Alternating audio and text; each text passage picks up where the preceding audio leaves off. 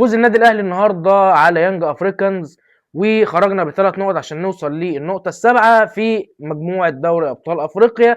ورجل المباراه النهارده بدون منازع هو تريزيجيه، اللي عمل ماتش النهارده كويس جدا، قدر يسجل هدفين، قدر يسجل هدف تاني عالمي.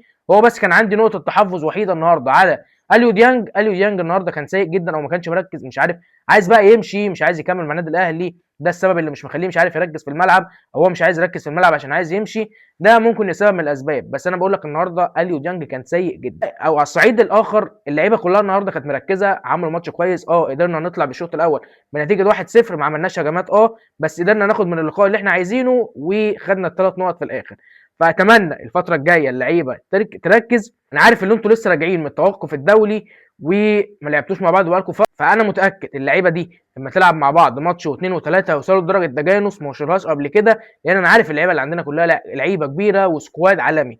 فاتمنى اللعيبه تتجانس مع بعضها سريعا، عشان عايزين نشوف اداء في ارض الملعب ما شفناهوش قبل كده. واللي بقى رايكم في ماتش النهارده، وسلام.